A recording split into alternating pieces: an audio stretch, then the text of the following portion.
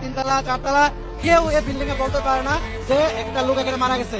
এবং সবচেয়ে খারাপ কথা হলো এখানে একটা লোক যে এখানে সে আহত হলো, ফিনকি দিয়ে রক্ত বের হতেছে, তার প্রাণটা বাঁচানোর জন্য নিচতলা থেকে তিনতলা পর্যন্ত সে ছুটলো, কিন্তু কেউ বিষয় জানে না।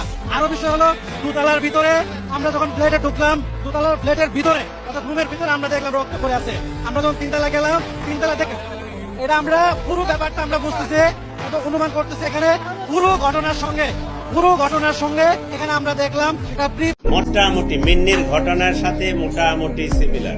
যখন মাহিরের কাছে যায় তখন মাহিরের, যখন জুবায়েদের কাছে যায় তখন জুবায়েদের। মাহিরকে সে বলছে যে জুবায়েদকে না সরাতে পারলে আমি আসলে তোমার থাকতে পারবো না। বর্ষা শুধু জানতো না, বর্ষা পরিকল্পনা করে। মাহির কোন এক সময় ওই বাসায় ওখানে ভাড়া থাকতো।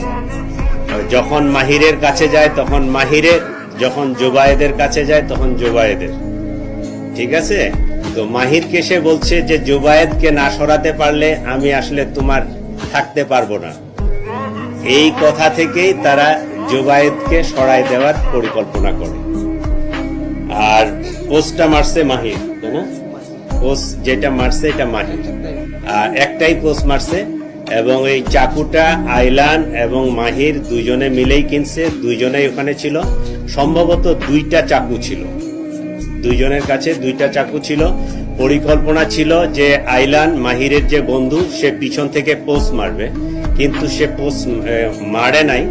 ওই মাহিরেই নিজেই তার চাকুটা বাহির করে ওই সে গলা বাম সাইডে না ডান সাইডে, ডান সাইডে এই জায়গাটাই পোস্ট। সে মনে হয় ওই ডিসিশন নিতে পারতেছিল না।